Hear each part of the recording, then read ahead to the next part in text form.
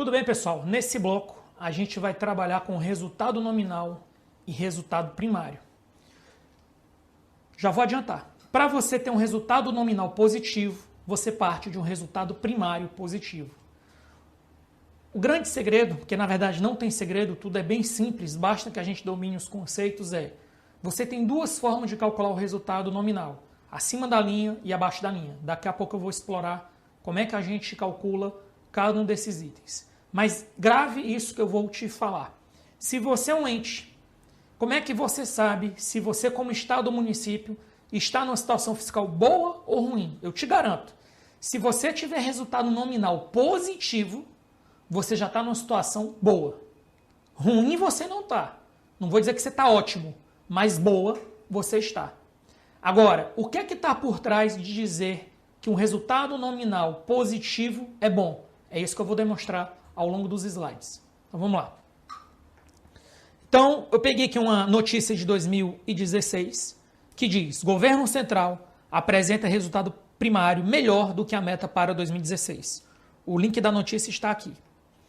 E aí vem o seguinte: o resultado nominal pelo regime de caixa tem sido o indicador mais próximo para se medir a situação fiscal do ente. E por que eu fiz essa afirmação?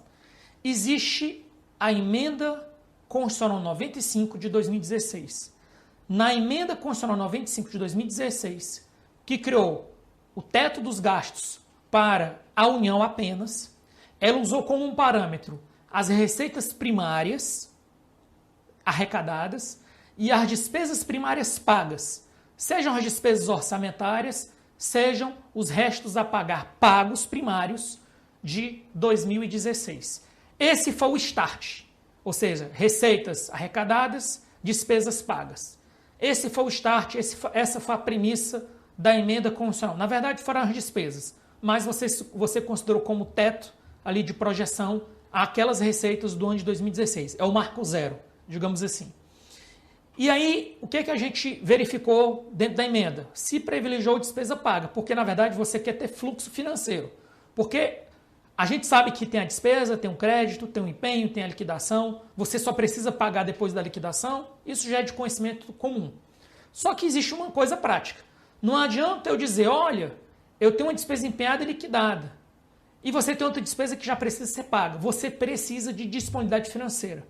Por quê? O que é que você quer evitar? Você quer evitar ter que contratar um aro, que é um dos tópicos que a gente vai ver mais à frente. O que é contratar um aro? Você tem uma despesa, é uma despesa obrigatória, é uma despesa, por exemplo, para pagar despesa com o pessoal, pagar despesa com juros, você não tem dinheiro em caixa e você tem que pagar aquela despesa. Só tem uma saída, você vai ter que contratar um aro.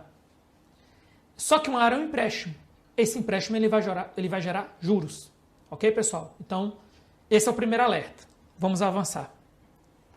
E aí eu trouxe aqui o básico, né? Receitas primárias e financeiras de acordo com o Manual de Demonstrativos Fiscais. Você tem as receitas orçamentárias, vai ter as receitas financeiras e as receitas primárias. Você está notando que eu trouxe os exemplos das receitas financeiras, que são juros, aplicações financeiras, juros é receita de serviço, aplicações financeiras é receita patrimonial corrente, operação de crédito é receita de capital, alienação de investimentos permanentes temporários é receita de alienação de bens e amortização de empréstimo é receita de capital.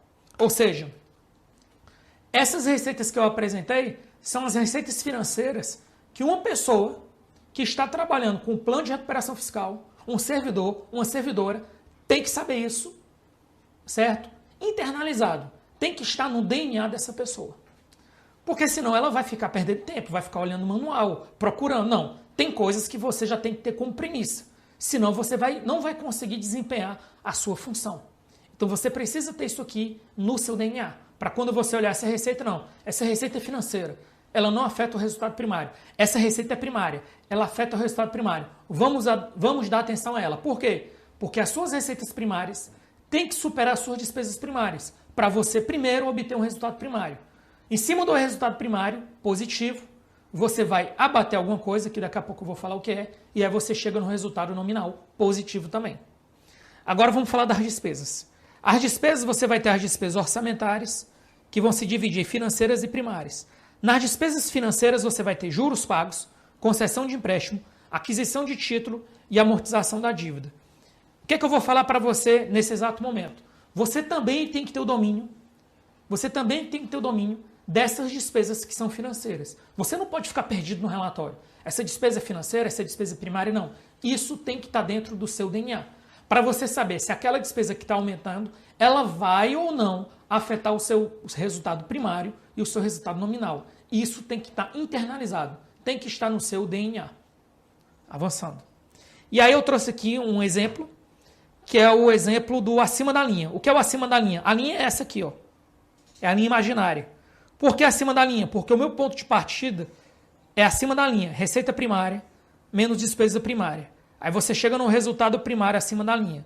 Depois você tira os juros e aí você chega no resultado nominal acima da linha, que pode ser positivo ou negativo. Se o seu resultado nominal for superavitário, significa que você consegue reduzir a dívida consolidada.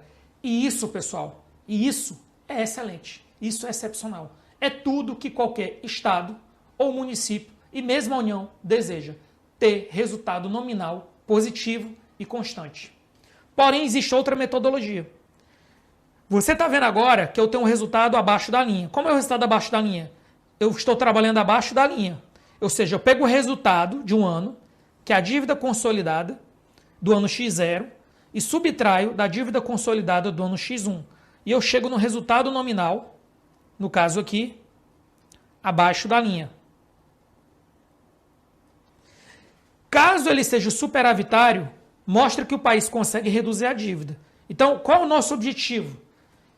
É ter resultado nominal superavitário. Porém, esse resultado nominal superavitário ele pode vir de duas formas.